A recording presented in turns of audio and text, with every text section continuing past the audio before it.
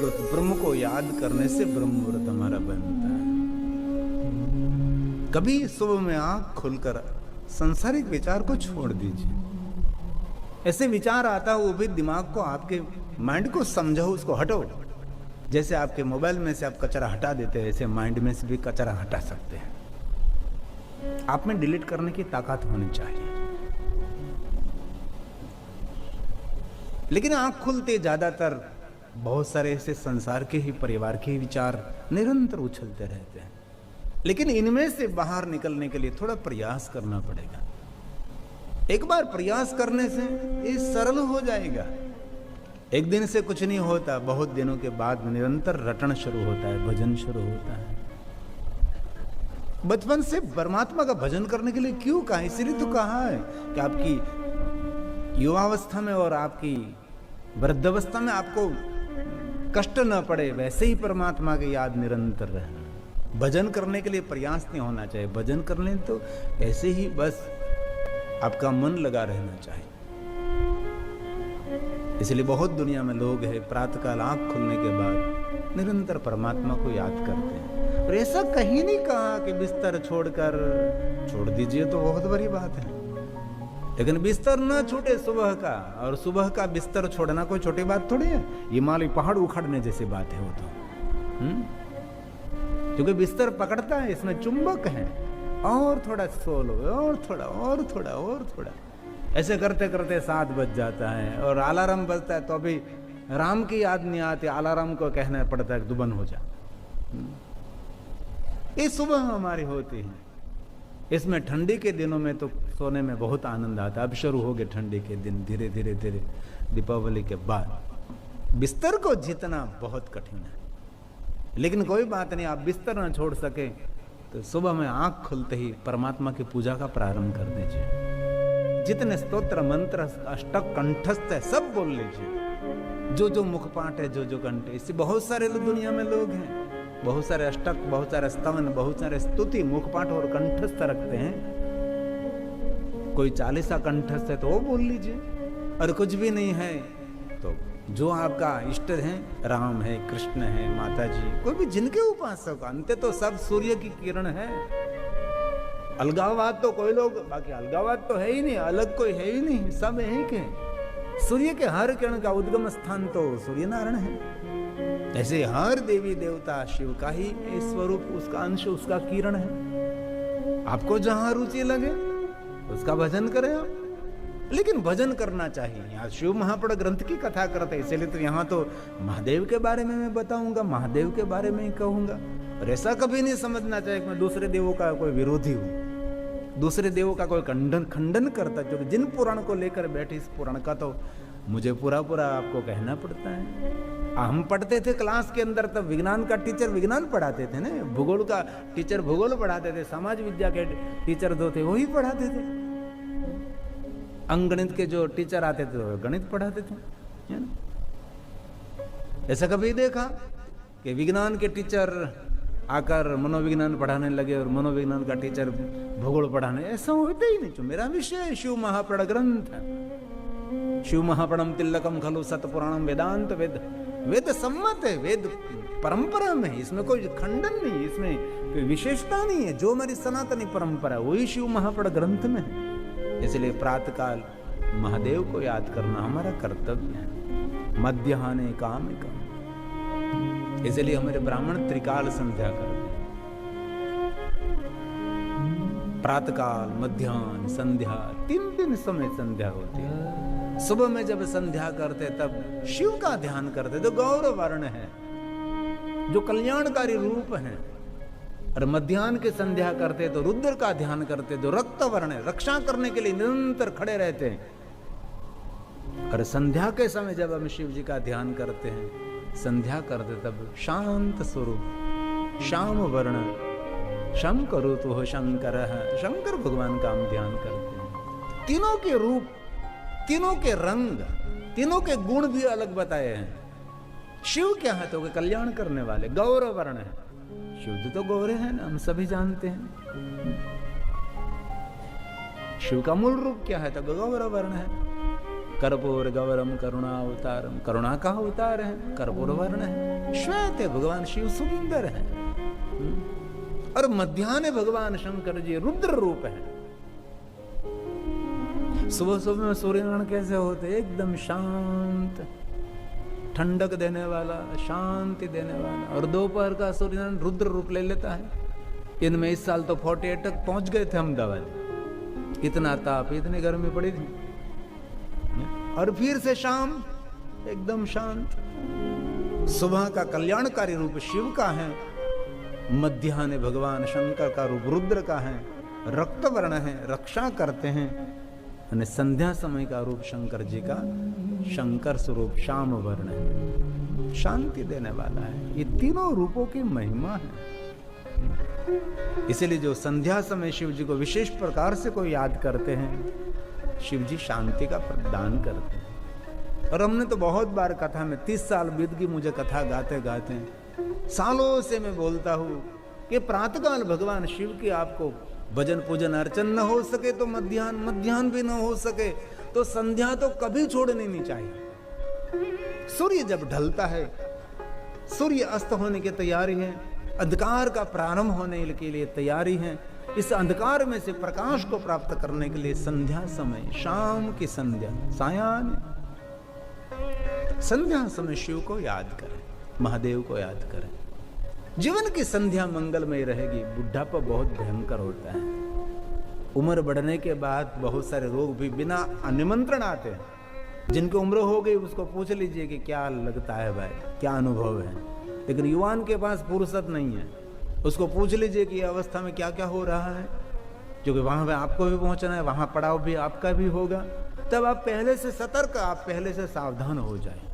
और एक बात मैं दिल से कहता हूं, जो व्यक्ति में भरपूर आध्यात्मिकता होगी वो कोई दुख से डरेगा नहीं, कभी कोई आपत्ति विपत्ति से वो डरेगा नहीं, कभी भी नहीं।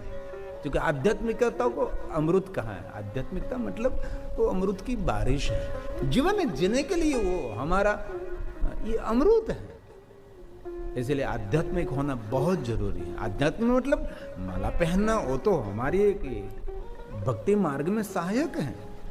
तिलक करना वो भक्ति मार्ग में सहायक है। यूनिफॉर्म भक्ति मार्ग में सहायक है।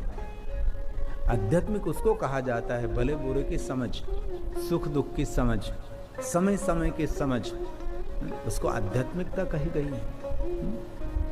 समझ कहां से मिलेगी? हमारे शास्त्रों में से मिलेगी, हमारे पुराणों में से मिलेगी, हमारे सदगुरु से मिलेगी, हमारे ऋषि मुनियों की परंपरा से सब कुछ मिलेगा। इसलिए मेरे पूर्वज कहते थे कि नित्य धर्म ग्रंथों का वांचन करना चाहिए, निरंतर धर्म ग्रंथों का पाठ करना चाहिए, थोड़ा थोड़ा रोज रोज श्लोकम श्लोकार्ध आधे श्लोक का पाठ करें। इनमें बहुत सारे भाई बहन हो गए, रोज शिव महापुराण ग्रंथ का पाठ करते होंगे, कोई श्रीमद् भगवद गीता का पाठ करते होंगे, कोई भागवत कथा का पाठ, कोई रामचरितमानस का पाठ करते होंगे। और रामचरितमानस तो इतना सुंदर ग्रंथ है, 18 पुराण वेद सब उपनिषद का निचोड़। रामचरितमानस तुलसी का प्रसाद है। जीवन का एक एक प्रश्न का प्रत्युत्तर उत्तर उसमें है। ये श्लोकात्मक आपकी समझ में ना आवे, संस्कृत आपकी समझ में ना आवे तो रामचरितमानस भाषांतर के साथ चौपाए, छंद, दोहरा कितना सुंदर है। एक एक बात। ऐसा नहीं कहता कि सिर्फ सुंदरकांड के पाठ करो, सुंदरकांड करना ही चाहिए। जीवन सुंदर बनेगा, जीवन में सुंदरता उतरेगी, परिवार सुंदर बनेगा। सुंदर कांड है, जीवन में ऐसा कोई भयंकर कांड नहीं होगा सुंदर कांड का पाठ करने से। लेकिन संपूर्ण रामचरितमानस थोड़ा रोज, जीवन में कोई ऐसा प्रश्न नहीं रहेगा कि जिनका कोई प्रत्युत्तर, जिनका कोई उत्तर आपके पास नहीं है। ये तुलसी का प्रसाद है। और आप सभी को पता है कि भगवान का प्रसाद तब बनता है इनमें तुलसी पत्र होना चाहिए, और प्रवचन प्रसाद तब बनता है इनमें तुलसी का कोई वचन होना चाहिए। इसके बिना कुछ नहीं होता। इसलिए प्रातःकाल महादेव को याद करें, प्रातःकाल उठने का प्रयास भी करें, और मध्याह्न भगवान महादेव को विशेष प्रकार से याद करें। और संध्या समय भगवान शिव जी को 1000 नहीं, दुनिया के सभी को, काम काज को छोड़कर भगवान महादेव को याद करें। बाद में तो शिवपुराण ग्रंथ में कहा है रात्रा वापी तथे भाई, रात्रि के अलग अलग प्रहरों की भगवान महादेव की महिमा है। क्योंकि शिव जी की पूजा कोई भी मानव, कोई भी समय, कोई भी व्यक्ति कर सकता है। रात को 12 बजे से 3 बजे बहुत सारे योगी महापुरुष भगवान शिव का विशेष उपासना, ध्यान, अर्चन करते हैं। वास्तव में कहा भी है कि रात को 12 बजे 3 बजे तक पूजा की महापूजा, क्योंकि सारी दुनिया सो जाती है। हम बहुत छोटे थे, 10वीं कक्षा में पढ़ते, तब हमने रात को 1 बजे हम उठते थे। 1 बजे उठकर नदी में नहाने के लिए जाते थे और सुबह में 5 बजे हमारी साधना उपासना पूर्ण हो जाती थी। क्योंकि सुबह सुबह का एक सितारा निकलता है, इस सितारे के समय ये सभी मंत्र जप पूर्ण होना चाहिए। इसलिए अलग अलग रात्रि के प्रहरों की महिमा है। जैसे महाशिवरात्रि के दिन रात्रि के 4 प्रहरों की पूजा बहुत सारे शिव भक्त करते हैं। मैं रात्रि को जागने के लिए नहीं कह रहा हूं, लेकिन एक पुराणों में महिमा है। किस समय कैसे भगवान शिव का पूजन करें, किस तरीके से करें, ये बहुत अलग अलग बात शिव पुराण ग्रंथ में है। ये सभी श्लोक शिव महापुराण ग्रंथ के हैं। रात्रि में अलग अलग अलग भगवान महादेव की पूजा की महिमा है। प्रातः विधि कर्म ज्ञेय, प्रातः विधि कर्म ज्ञेय, ये तो हमारा कर्तव्य है। मध्याह्न तथा और सायाह्न शान्तिकं ज्ञेयं, रात्रावपि तथैव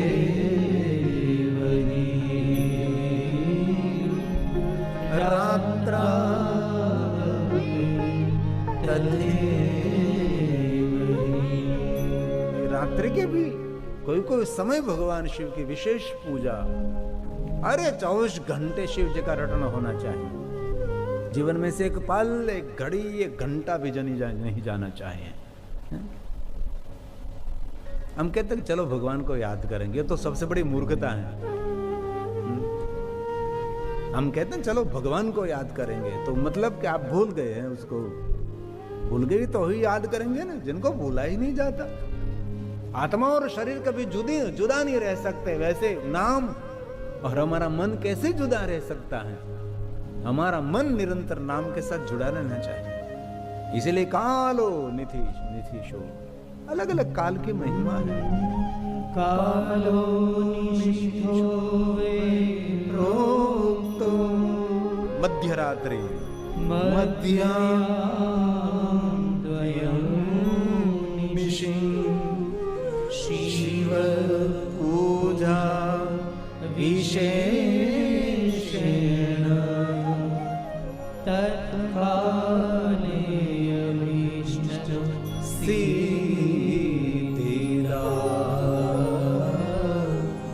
तत्काले अभीष्ट सिद्धिदा, अभीष्ट सिद्धिदा, अभीष्ट फल अमूल्य, जिनका कोई मूल्य नहीं हो सकता।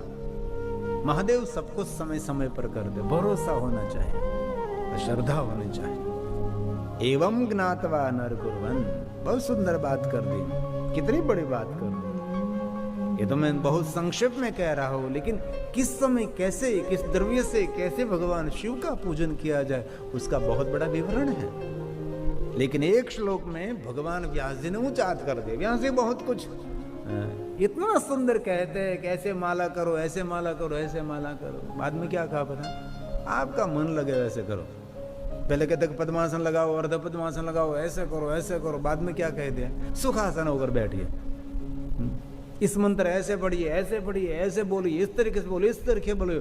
बाद में कह देगा आपको ठीक लगे वैसे करो। क्या व्यास जी की, इसलिए बहुत कुछ बताते बताते कह दिया एवं ज्ञातवा नर कुर्वन्, एवं ज्ञात्वा नरः कुर्वन्। बहुत सुंदर बात है। यथोक्त फलभाग्ये कलयुगे विशेषेण, ये कलयुग चल रहा है तो फल सिद्धिस्तु कर्मणा फल सिद्धिस्तु कर्मणा। ये ऊंचात कर दिया। भगवान जी व्यास जी नहीं निकल गए बाहर। इस समय पूजा करो तो ऐसा फल मिलेगा, इस समय पूजा करो तो ये फल मिलेगा, ये समय पूजा करो तो ये फल मिलेगा। इसीलिए श्रोताओं को गुमराह नहीं किया, सिर्फ कह दिया कलयुग में जैसे आपके कर्म हो गए वैसा फल मिलेगा। एक युग चल रहा, कलयुग चल रहा है। आप बीड़ी पीते रहो, फेफड़े खराब हो जाए तो भगवान दोषित है का आप? आपका कर्म है, आपने बीड़ी फूकी है तो आपका तो फेफड़ा खराब हो जाएगा। आज नहीं तो कल तकलीफ होने वाली है। हमारा स्वयं का हम ध्यान नहीं रखते तो इसमें ईश्वर को क्यों दूषित करते हैं? इसीलिए हमारे कर्म ठीक नहीं, हमारे रहन सहन ठीक नहीं, हमारे खाने पीने ठीक नहीं है तो भगवान की क्यों दूषित ठहराते हैं हम लोग। इसलिए भगवान व्यास ने कलो युगे विशेषण, ये कलयुग के अंदर विशेष फल तो वैसे मिलेगा जैसे आपके कर्म। रोज बुरे कर्म करते रहे तो मंदिर जाकर माला करते हैं तो किसी का दिल दुखाकर माला करने के लिए क्या क्या अर्थ होगा? आपकी पुत्रवधू को आपने 2-3 शब्द ऐसे बोल दे उसका हृदय टूट गया और आप माला करने के लिए बैठ गए। और पुत्रवधू ने सांसों को इतना टाना मार दिया, इतना जोर से मार दिया, और पुत्रवधू भगवान की पूजा करने के लिए जाते हैं। पूजा किसको कहते हैं? पूजा उसको कही जाती है कि हमारे वाणी व्यवहार से दूसरे का मन प्रसन्न रहे, उसको पूजा कही जाती है। हमारे व्यवहार से दूसरों का मन आह्लादित आनंदित रहे, इसको पूजा कही जाती है। पूजा मतलब दूसरों का आदर करना। पूजा में क्या करते? भगवान को फूल चढ़ाते, आदर करते, माला चढ़ाते, भगवान का आदर, दूसरों का आदर करना वो पूजा है। ईश्वर का आदर करना वो पूजा है। इसलिए शिवपुराण ग्रंथ में ऐसी बहुत सारी बातें कही, ऐसा करो तो ये होगा, ये होगा, ऐसे पुष्प चढ़ाओ तो ये फूल मिलेगा, ये द्रव्य चढ़ाओ तो ये फल मिलेगा, ये द्रव्य चढ़ाओ तो ये मिलेगा। लेकिन बाद में कह दिया कि जैसे कर्म करोगे वैसा फल मिलेगा। कर्म प्रधान विश्व रचिरा का रामचरितमानस तुलसी ने कह दिया। कर्म प्रधान विश्व, ये पूरा जगत जब भगवान महादेव जी भगवान शिव रुद्र के रूप में ब्रह्मा के सामने प्रकट हुए थे तो ब्रह्मा जी को क्या कह दिया कि ब्रह्मा जी आपने बहुत बड़ा काम किया, इतनी सुंदर सृष्टि की रचना की, क्या प्रशंसा करूं मैं आपकी। कितने सुंदर नर नारी का सर्जन किया, क्या मति, क्या बुद्धि, क्या पशु, क्या पक्षी, क्या जलचर, क्या नभचर, क्या भूचर, कितनी प्रशंसा की, कितनी प्रशंसा की। लेकिन रुद्रदेव ने, भगवान शंकर जी ने कह दिया ब्रह्मा जी आपने सुंदर सृष्टि की रचना की, लेकिन इस समग्र सृष्टि को मैं कर्म के बंधन में बांध देने वाला हूं। कोई स्वतंत्र नहीं है, सभी कर्मों के बंधन में बंधे हैं। कौन स्वतंत्र है? शिव के सिवा कोई स्वतंत्र नहीं है। हम सभी कर्मों के बंधन में बंधे हैं। आप यहां पुत्र के रूप में जन्मे तो आपका कोई कर्म बंधन है, अब उसके माता पिता बने तो उसके कर्म बंधन है। कर्म के सिद्धांत को समझने से हमारा मन बहुत एकदम हल्का फुल्का हो जाएगा। लेकिन जब तक कर्म के बंधन में हम समझ नहीं पाते वहां तक हम दुखी बहुत रहते हैं।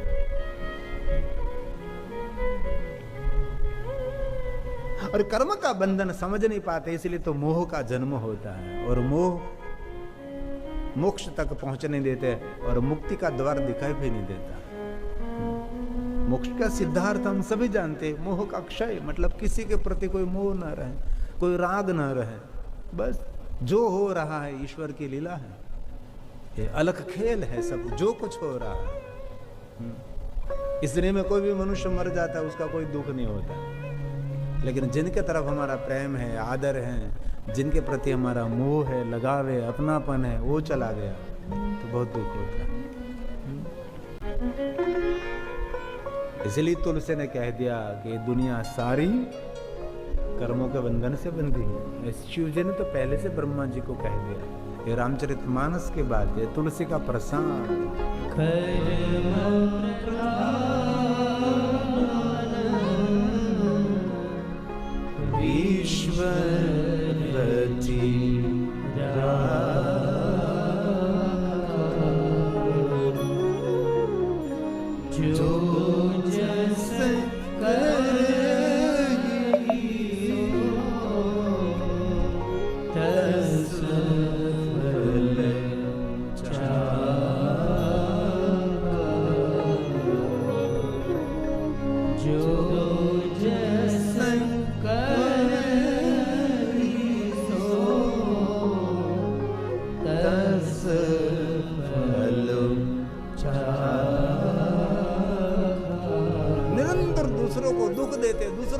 देते हैं, दूसरों का अनादर करते, अपमान करते, दूसरों की निंदा करते, और हम स्वयं की हम प्रशंसा के लिए अपेक्षा रखते हैं। कभी नहीं हो सकता।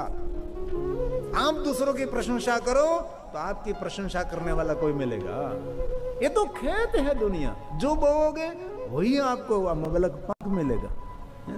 गेहूं की हमने खेती की तो गेहूं मिलेगी, बाजरे की तो बाजरे मिलेगी ना। हमारा स्वभाव हमारी दुनिया में हमारे लिए फलित होता है। शिव जी ने दक्ष महाराज को स्पष्ट कह दिया था कि दक्ष सुन, दुनिया आप जहां बैठे वहां से शुरू हो रही है, इसलिए हमारे स्वयं को समझे। हम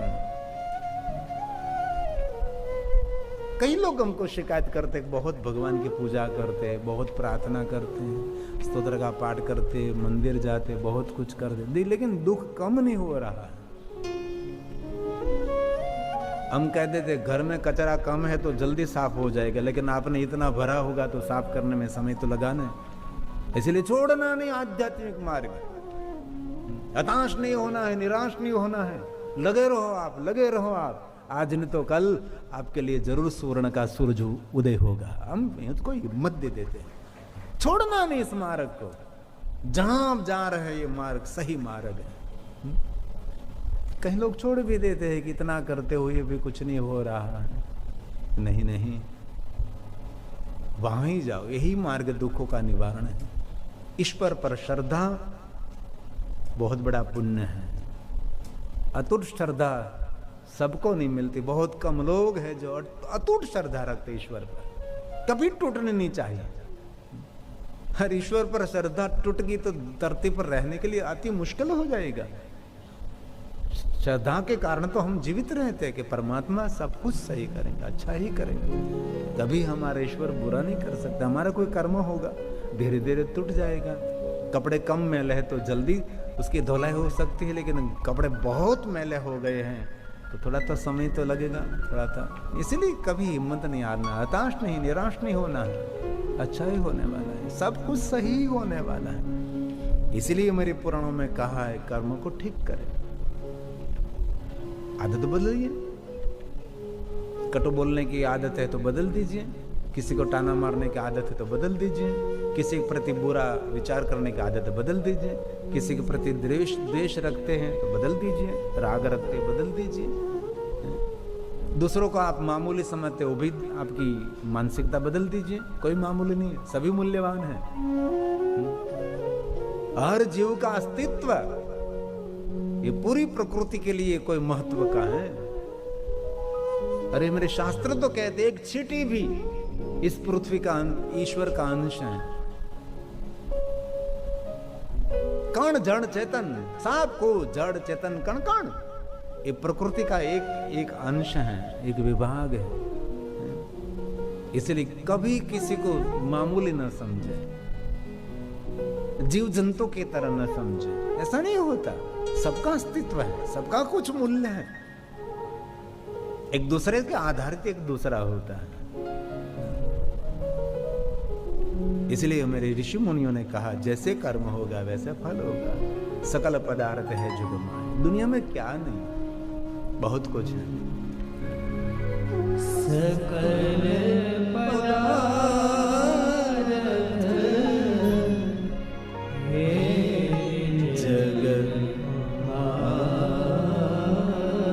दुनिया में जो सोच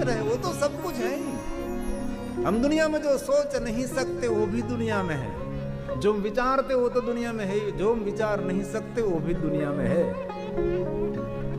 देवायत पंडित ने बहुत सारे भजन लिखे, आगम वाणी जिनको कहते हैं कि सिंदरीय देवा वळશે। હવે આ લોકો તેના પર હસતા હતા।